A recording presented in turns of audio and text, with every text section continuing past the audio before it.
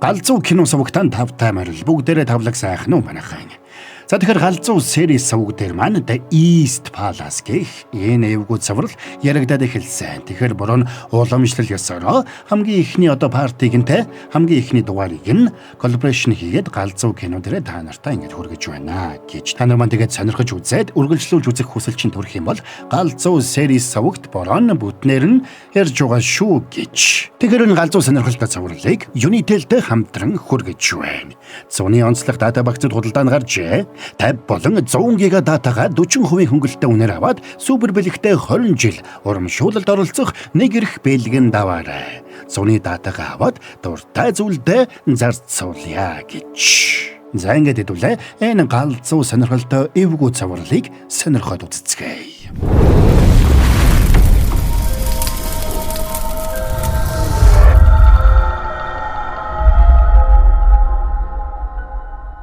За усан бороо асгасан шүн.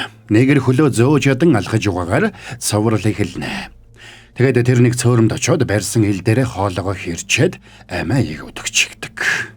Маргааш амиа алдсан залуугийн хатан их цогцсыг нь олоод "Муу сүнс, миний хүүг алчихлаа" гэж уйлангаа шуудна. Учир нь залуу угсаа залгамжлах ханхүү байсан байна. Энийг харсан угсаа залгамжлах ханхүүгийн эмээ буюу их хатан их яралтай эзэн хаанд бараалгахаар шийдлээ. "Хаантан, бидний дээр ёр юм уу нүүрлчихэд авгааг та мэдэхгүй байна гэж юу? Угсаа залгамжлах ханхүү маань өөд болчихлоо. Би энийг мэдсэн. Тэгвэл та яаж юм тайван байж чадчих вэ? Бүгдээрээ гарцгаа. Угсаа залгамжлах ханхүү нар араас амиа алдж байна. 30 жилийн өмнө үүнтэй адил зүйл болж байсныг санахгүй байна гэж юу? Энэ удаад чемпион ханхүү, юмпион ханхүү амиа алдсан. Одоо бас нэг угсаа залгамжлах ханхүү амиа алдлаа. Муу сүнс дахиад халдах юм бол одоо болно. Энэ бол зүгээр нэг үлгэр томог. Та хааны гэр бүлийн язгууртан байж сүнс чөтгөр гэсэн дэми ярианд итгэж юу хийн? Миний 2 хүү хоёулаа өвчний улмаас өөд болсон. Харин 3 дахь хүүгийн маань оюун санаа харанхуй давтаж амиа хорлоо. Ийм байхад сүнс чөтгөр ярих хэрэг байхгүй. Ийм зүйл ярих нь танд сайнаар тусна гэж бодож байна уу? Хүү минь, хэрвээ чи ингэж бодож байгаа бол энэ мөчөөс эхлээд загас шиг дуугүй бай. Харин би угсаа залгамжлах ханхүү нарын аминд хүрч байгаа энэ хэргийг өөрийн гараар эцэс болгоно. Энэний тулд би чадах бүхнээ хийн. Ингээд хаан тулс даяар гашуудал зарлж угсаа залгамжлах ханхүүг оршуулах ёслолыг хийнэ. Гэхдээ хаан хүүгийнх нь аминд ямар нэг муу сүнс хүрсэн гэдэгт итгэх хүсэхгүй байлаа. Учир нь энийг хүлээн зөвшөөрвөл хааны удамд хүнч бай сүнсч бай юу ч халдах боломжгүй гэсэн ард түмний хатуу итгэл үнэмшил ганхах байдаг. Дүр солигдоход нэг бөө ханхүүгийн амиа хорлсон газарт тусгай мөргөл үлдэж байна. Бөөг энэ улсын хамгийн шилдэг бөө гэж их хатан ихэд танилцуулсан байж. Тэгсэн тэр шүн ханхүүгийн амиа хорлсон газарт уйсан бөөгийн сахиус бүхий хаалт тас үсэрч хааны ордон руу ямар нэг үл үзэгдэх зүйл усан зам татуулж алгасаар унтаж байсан өргөөл рүү орлоо. Унтаж байсан эзэн хааны нүүрэн дээр ус тусалсанд хаан гайхаад нүдэ найдал тэрнийг ямар нэг эмэгний сүнс дараад авна. Би хааны удмыг таслах болно. Ингээд ямар нэг үндэс шиг зүйл хааныг бүрхэж авахад хаан сэлмээс сууг татаж үндисэнд тэр бүх зүйл орморгүй алга боллоо. Гайхсан хаан учрыг ойлгож амжаагүй байтал ордны тайхан ирж угсаа залгамжлах ханхүү Ёнгон гинт таталт өгч эхэлсэн тухай дуулгана. Хааныг ирэхэд ханхүү Ёнгон таталт өгч басна гинт сүнсний хоолоогоор "Чи намайг харсан биз? Одоо би энэ хүүгч навна. Би зүүн ордны үрийг хаттал сорох болно" гэж хашгирч байна. Тэгээд Ёнгон ханхүү гинт хайч аваад нүдрүүгээ зоох гэж зүтгэхэд хаан арайхийн гарыг нь тоогтоож барьлаа. Ингээд хаан 30 жилийн өмнө хааны ордонд болж байсантай адил зүйл дахиад тохиолдож эхэлснийг хүлээн зөвшөөрлөө. Тиймээс тухайн үеийн үйл явдлыг зогсоож байсан эрдэмтэй ламтай уулзаж тусламж хүссэн ч лам нас дээр гарсан учраас энэ удаад сүнсийг дарж хүчрэхгүйгээ хүлээн зөвшөөрч өөрийнхөө оронд Гүчон гих өөр нэг хүнийг зааж өгдөг. Олон жилийн өмнө Гүчоны ээж удган байсан ч нэг хүчтэй хараалд үрцсний улмаас живж өгөхээр хүүгээ аваад гол руу ороод живжээ. Ингээд Гүчон хүүгийн ээж амиа алдсан ч гайхалтай нэг Гүчон хүү усны ёроолд 15 минут байсны эцэст уснаас эсэн мэнд гараад ирж. Тиймээс бүгд Гүчон хүүг үхээд амилсан гэж үзэх болжээ. Энээс гадна Гүчон хүү сүнс харах чадвартай болсон байж. За ингээд өвгөн лам унтаж байсан Гүчоник сэрэхээр уулын орой дээрх сүмд очино. Гүчоник сүнс чөтгөр зүгээр байлгадаггүй учраас тэндэл ганцхан амар тайван унтаж чаддаг байж. Ингээд өвгөн лам тэрнийг хаанд туслуулахар ятгана. Гэхдээ Гүчон тэрнийг хаан гэж мэдэхгүй байлаа. Энэ хүний хүүн хараал дуртад би энэ муу агам байна. Амиа алдах вэ гэж имэж байгаа учраас чамаас тусламж хүсэхээр ирсэн байна. Тэр нь одоо тэгээд надад ямар хамаатай бэ? Ийм өчүүхэн зүйлээр битгий намайг дууд. Би унтаж амармаар байна. Яасан? Яагаад над руу хараад байна? Баруун гар чинь. Баруун гараа өргөж чадахгүй байгаа үсттэй. Яагаад гэвэл баруун гарыг чинь чөтгөр хазчихсан байна. Чамтай нилээн эвгүй чөтгөр учирсан бол л та. Хүн шиг аятайхан амьдэрсэн бол ийм зүйл болохгүй л байх байсан да. Гэхдээ тэр чинь ч надад хамаагүй л дээ. Тэгсэн хөгшин лам сандраад хаанаас уучлал гойна.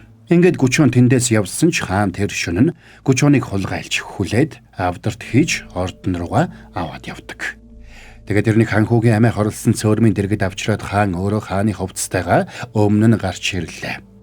Хаан ирээ тэнд байсан цэргүүдээ явуулаад Гүчонтой ганцаарчлан ярилцсан. Энд угсаа залгамжлах хаан хүү маань муу сүнснээс болж амиа хорлсон. Тэр муу сүнс надад би зүүн ордны үрийг хаттал сорно гэж хэлхийг би сонссон. Одоо миний цорын ганц хүү үхлийн аюултай нүүр тулаад байгаа учраас намайг энд авчирсан. Чи сүнсийг олж устдаг. Энийг хийж чадах уу? Энд юу чалга? Сүнс энэ цөөрмөөс явчихсан байна. Би сүнсийг устгахын тулд өөр газруудаар явж үзэх хэрэгтэй байна. Ингээд Гүчон ордноор наас цааш явна. Тэгээд тэр ганцаараа сүнсийг хайх хэрэгтэйгээ хэлж хүлээсээ тайлуулсан ч тэднээс холдсон даруйда ордноос зүгтаах гэж оролддог. Тэгсэн тэрнийг хашаад авсан даруйд харуулууд барьж аваад хааны өмнө аваачлаа. Чи сайн сонс.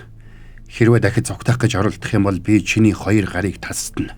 Хэрвээ чи хааны ордноос сүнс зайлуулах гэж байгаа тухайга ам алдах юм бол чиний эрүүг би сугална.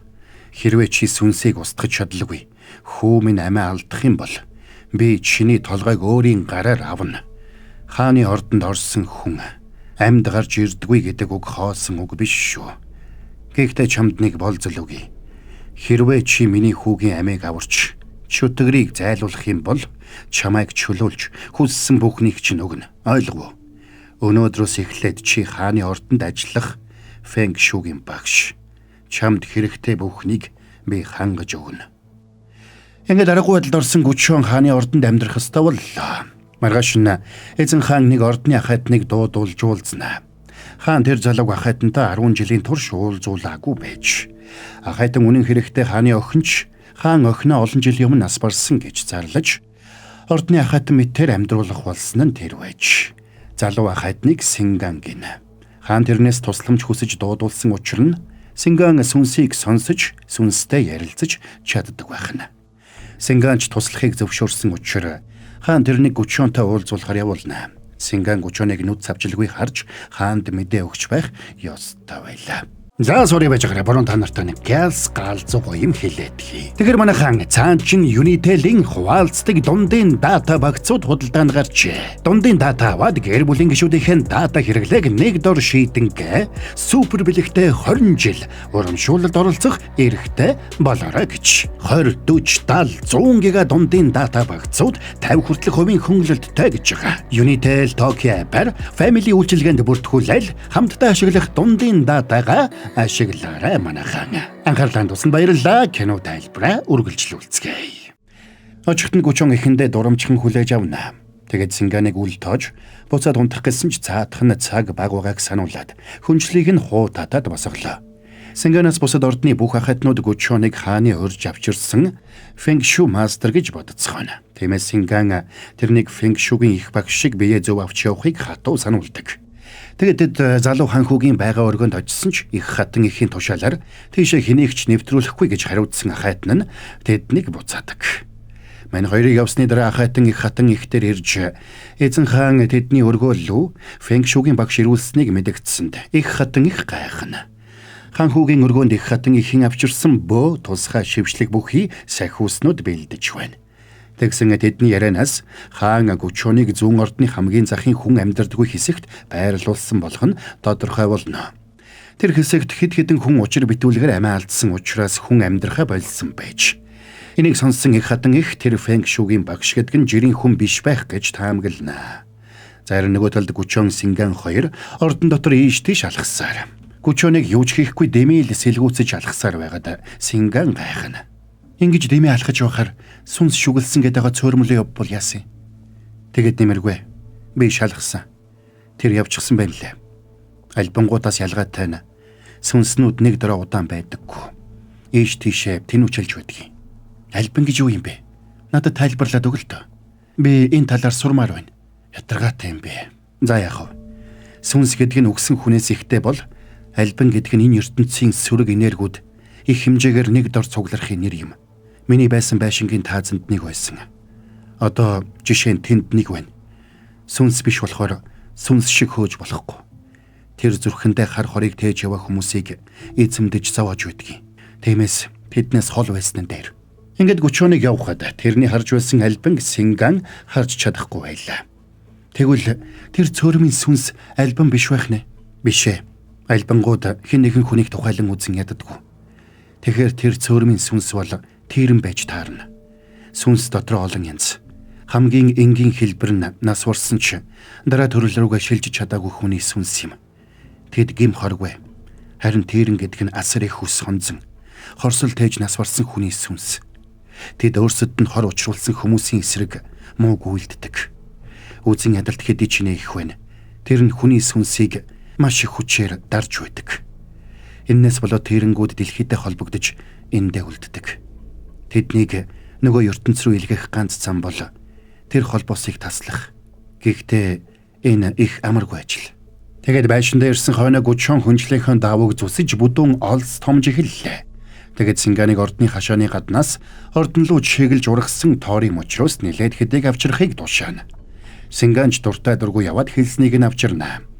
Тэгээд тэр тоорын мөчр муу сүнсийг зайлуулах хүчтэй гэж сонсож байснаа Гүчонд хэлдэг. Гэтэл тэр мөчрөөр нь Гүчон зүгээр л нуруугаа маажсанд Синган уурандаа дээлбэрх шахна. Тэгээд тэр уурандаа хаан аавда хандж Гүчоныг муу сүнсийг барих талаар юу ч хийхгүй байгаа тухай. Өөрт нь өгсөн өрөөг туухгүй байна гэж гомдолж байгаа талаар илтгэсэн загтал бичлээ. Гэвч эцсийн мөчөд загтлаа базж шидчихэд сууж шийдэл ордны хоёр ахайдан гадаа нь ханхүү Ёнгонд сүнс шүглсэн талаар ярилцаж байгааг сонсно. Тэгээд тэднээс лавлтал цаадуулна Ёнгоныг хоолж идэж чадахгүй байгаа гэж сонссноо хэлдэг. Энэ үеэр үнэхээр Ёнгон ханхүү өргөндө байж адан хаш орч байна. Бөө цээжин дээр нь тусгаад харин бүхий сахиус наасан ч нэмэр болдгүй. Энийг мэдсэн Синганч бушуухан Гүчоныг сэрэж тусламж хүссэнд Гүчонч нөгөө бэлдсэн олсоо. Нэг тоорын мөчр, нэг хутгатай аваад ханхүүгийн байгаа орг болов явна. Гэхдээ хийх гэж байгаа зүйл нь аюултай учраас Синганыг эндээ үлдээд хүлээж байхыг санууллаа. Гэвч сониуч зан нь хөдөлсөн Синган тэрнийг дагсаар. Гүчон нөгөө цөөрмийн дэрэгдэх модноос нөгөө олсоо уйсанд Синган гайхнаа. Чи ханхүү рүү очихгүй энд юу игээд байгаа юм бэ? Харин тэгээ тийшээ очих гэдэл энд байж биш үү? Нэгэнт чи өвгөнд орохгүй байгаа учраас чамд хийх гэж байгаа зүйлээ харуулахаас аргагүй боллоо. Гэхдээ чи одоо харах зүйлээ хиндэж хэлж болохгүй шүү. Тэгээд тэр хутгаараа гараа зүсэж цусаараа нөгөө мөчрөө арчаад бүсэндээ хавчууллаа. Тэгээд Синганд сүнснүүдийн ертөнц рүү явах гэж байгаагаа хэлсэнд Синган гайхна. Би уснаас гарч ирэхгүй байсан ч чи намайг аврах ёсгүй шүү. Тэгээд чамайг харсаар байгаад өхүүлэх хэрэггүй. Тийм ээ. Тэгж үжил би сүнсний ертөнц рүү очив штэ. Наашаа орд. Сүнснүүд сонсож байж мэдэх учраас чихэнд чинь чухал юм хэлий. Тэгэд чихэнд нэг юм хэлээд цөөрмөн рүү яваад орлоо. Ингээд Гүчон хэсэг тийжилж угаад усанд живээд өгчт юм байна. Хөдөлгөөнгүй болсон бэйн цөөрмийн ёроолд хүрэхтэй зэрэгцээд Гүчон сүнсний ертөнц рүү шилжлээ. Сүнс болсон Гүчоныг цөөрмөөс гарч ирэхэд бүх зүйл цөөрмийн эрг тэс өөр болж хувиржээ. Ингээд Гүчон элд болж хувирсан мөчрөө гартаа барьсаар ханхүүгийн өргөөг чиглээд шатаар өгсөн. Тэрнийг сүнснүүдийн ертөнцид ханхүүгийн өргөөний гадаа ирэхэд Синганч бодит ертөнцээр ханхүүгийн өргөөний гадаа ирлээ. Харин дотор байдал нэлээ муу байна. Ханхүү Ёнгоны амнаас цагаан хөөс цахарч ухаан алдсан байсан бол сүнсийг зайлуулах ёстой бөө юу ч хийж чадахгүй бол байна. Удалгүй бөөгийн хамраас цус гарсанд их хатан их айж сандарнаа. Харин сүнсний ертөнцид Гүчон цус болсон элдэ барьсаар ханхүүгийн өргөөний үүдэн дээрээд зогслоо.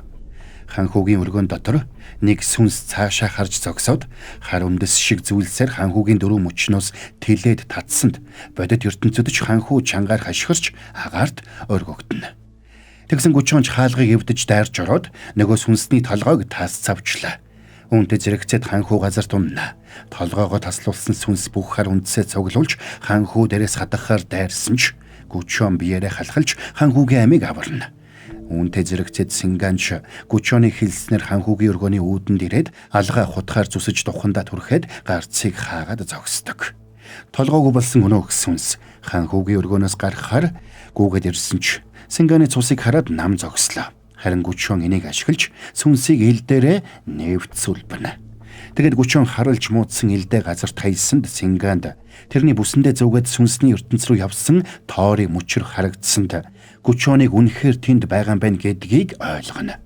Энэ үеэр нөгөө сүнсний толгой эргэж ургаад гүчооны өмнө босоод ирлээ. Чи хин бэ? Ямар шалтгааны улмаас эзэн хааны удмыг таслахаар улаараа дугаа юм.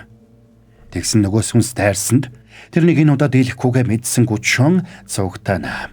Тэрнээс гарах хонхны дууг сонсч байсан Синганч бодит ертөнцээр хонхны чимээг дагаад гүйдэг. Хүнд байдалд орсноо мэдсэн гүчоон өөрийнхөө амьдардаг байшинд орж ирээд байшингийнхэн дээврээс зүгдэж байдаг тэрэнгээс очиж тусламж хүслээ. Хоёулаа тохиролцъё. Би танд өөрийнхөө ян энергийн хагасыг өгье. Хариуд нь надад туслахыг хүсье. Тэгсэн тэрэн гүчоон руу хайртаад саналыг нь хүлээж авлаа. Ингээд гүчооныг буцаж гүйхэд нөгөө сүнс байшин руу улаан галзуу дайраад ирсэнд нөгөө тэрэн ч сүнс рүү дайраад орно. За sorry бороо яг гоё хэсгээр нь дуусгацсан нөө. Тэгэхээр та нарт маань үргэлжлүүлж үзэх хүсэл одоо төрж байвал галзуу сервис авг руу ороод үзээрэй. Тэнд бороо сайхан бүгдийг нь эхнээс нь ярьж байгаа шүү гэж та нар маань галзуу сервис авгтан саба дараагвал дараад нэгдээрэй. Энэ мэд олон галзуу цавралууд тэнд яригдсаар л байгаа шүү.